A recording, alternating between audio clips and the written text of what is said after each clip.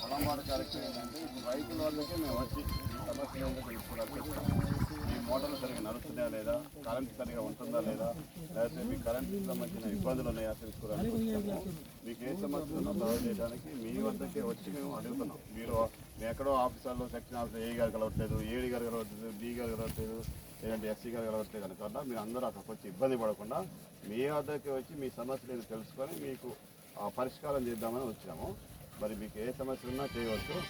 ఏంటంటే మీరు ముఖ్యంగా ఇప్పుడు వ్యవసాయానికి వాడుకునేటప్పుడు, విద్యుత్తు వాడుకునేటప్పుడు ఏంటంటే ఇది కెపాసిటర్స్ ఒకటి పెట్టాలి. ఎందుకంటే ఇప్పుడు కెపాసిటర్ వాడకపోతే ఆ లోడ్ ఎక్కువ తీసుకుంటాయి, మోటార్లు లోడ్ ఎక్కువ తీసుకుంటే మోటార్లు గాలిపోతాయి, మళ్ళీ ట్రాన్స్ఫార్మర్ కూడా గాలిపోతుంది.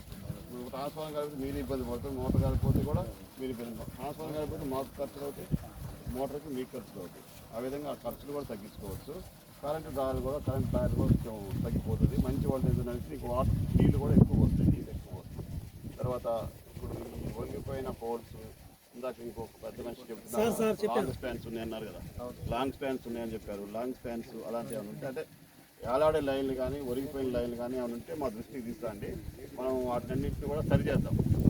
లైన్ దూరంగా ఉంటే మిడిల్ పోల్ వేయటం కానీ, లేకంటే ఒరిగిపోయి ఉంటే దాన్ని ఒప్పు తీసేసి నిలబెట్టడం కానీ మరి చేద్దాము.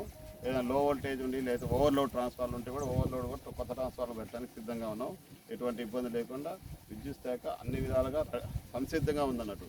రైతులకి ఏ సమస్య రాకుండా నిరంతరాయంగా నాణ్యమైన విద్యుత్ తీయడానికి మేము సిద్ధంగా ఉన్నాం. మీకు ఏ సమస్య ఉన్నా కానీ ఏఈ గారు ఉంటారు, ఏడీ గారు ఉంటారు, మేము ఉంటాము. మరి ఇప్పుడు రైతు పాట సైట్లో మీ వద్దకు మళ్ళీ కూడా మేము ఉంటే కూడా వాటి పరిష్కారం చేస్తాం. కాబట్టి మీరు అందరూ మంచిగా మాతో సహకరించి మీకు ఇది విద్యుత్ని మీకు సరఫరా చక్కగా చేసే విధంగా సహకరించాలి.